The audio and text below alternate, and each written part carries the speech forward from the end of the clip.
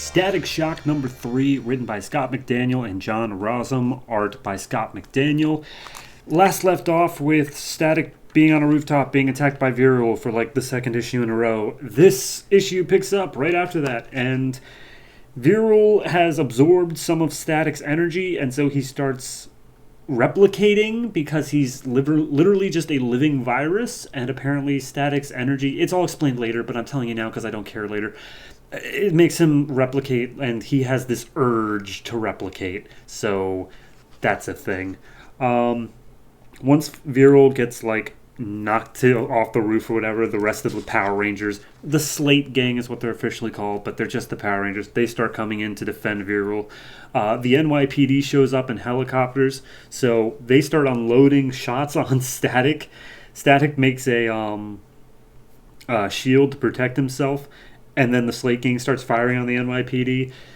Everyone just starts fighting, and like Static's defending himself on all fronts.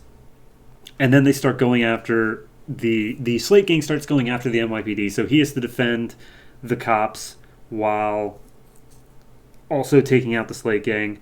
And then as soon as he's trying to save this helicopter from crashing, Slate Gang bails, and Static's just like, all right, well, I'm going to give the cops a slip and we'll get back to this later. And then we just say later that night, and he's coming back home. And his sister is awake watching a movie about someone who is a clone or something, and she tries convincing Static's like, you know that the other sister clone that still has not been properly introduced, and I'm still a little bit pissed about that, is not the real me, right? I'm the real me. You know that, right? I forget his real name. Virgil, that's it. And he's like, yeah, no doubt, you're the real Sharon. And then he walks out, and there's another one sitting on the stairs, and he's like, don't believe that copy. I'm your real sister, Virgil, and I genuinely couldn't care less. And then he's thinking about, like, all right, so now I've got to figure out how to get in touch with the Slate Gang. And he walks into his lunchroom, and there's a guy standing up at a table saying, I'm telling you, the Slate Gang rules this city. And it's like, that's convenient. So he talks to the guy. He shows him that he's tough because he tells him that he was at the Big Bang back in Dakota where he got his powers and all that. And he's like, yeah. Why don't you show me the Slate Gang? And I'd love to, because I rock for real. So they're apparently at some club down in Manhattan. He brought along his Static gear in a backpack. He didn't think that to get into the club he would have to be searched, so he's panicking about that. But someone's thrown out because they're drunk, and he's able to get away in the scuffle. He starts going up higher levels of the club because apparently it's only at like the penthouse levels that the people all hang out in, like the people he's looking for, Slate Gang. Finally, he gets up to one of the top levels, and they're up there doing some like computer hacking or something, and I guess they hacked into like Q pads, which I think are a Green Arrow thing, but I could not care less. And Static basically knocks out one of them and kidnaps her. Then we get this cutaway, this whole random fucking cutaway of Piranha and the Pale Man making some drug deal or something, where the dude making the deal with the Pale Man's like calling him all these clown names, and then finally he's like, oh wait, that's right, you look just like the Joker. And as he says that, Pale Man bashes him in the head, and then some dude, I don't even know who, he just shows up and he's like, yes, that guy was an idiot, but he worked for me, so thank you for not killing him. Anyway, take your drugs and go now. And then that scene just ends. I still don't know what happened. So we get back to Static and the girl he kidnapped, and he's like, all right, look, call up your guys, tell them no weapons, no whatever, and they can come pick you up at this location.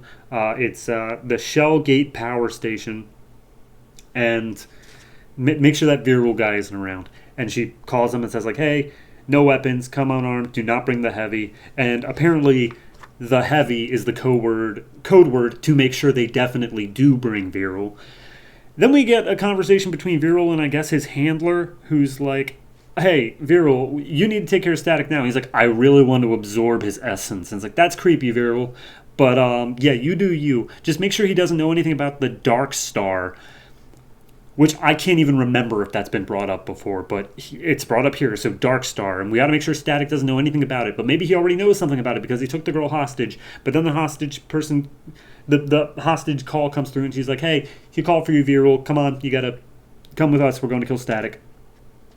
So they go to the power station, and they all show up, and they are actually unarmed. But Viral is like, I don't know, 100 feet that way, and he's gonna snipe him, or at least that's the plan. But then, as soon as he's in the crosshairs and they say to take the shot, Viral cancels the plan, drives up, and wants to absorb him by hand. So the Slate gang bail. He has to fight Viral again. He uses the entire power station electricity to just vaporize Viral, and he's left as nothing but a pile of sand. To which Static says, like, "All right, well, guess that's dealt with," and he flies away. But of course, the pile of sand starts morphing back into Viral. But that's where the issue ends. I don't even know what happened. I genuinely, like I get the beats of it, but I swear to God, this was just issue 2 again. Like, didn't we do, like, this whole thing already? Where, like, he needs to get some information, he's looking around, he's doing, like, I swear to God we did all this. This feels like it's spinning its wheels so much, and I am losing interest with every page. And then we get that whole thing with Piranha and Pam. Like, what? I don't even... okay. Also, this has a big cast of characters going on. You got the Slate gang, you got all these gang members, you got people at his school, you got Virgil, you got his family. You have so many characters in this. And nothing against Scott McDaniel's art for the most part, but all of his faces have the same sort of build to them. And it really gets noticeable when you have this many characters all given, like, speaking parts. Like, they all have the same, especially in the mouth. The mouth is drawn the same way for all of them. It's very distinct. I cannot put this at a 6 or higher. I'm gonna keep it at a 5.5 because I just, like, what even... It's average. It's meh. It's whatever. What happened? That's all I want to know, because I feel like something more must have just happened than literally the thing that we've been doing for the past 2 issues already. But hey, who knows? Issue 4, second verse, same as the first.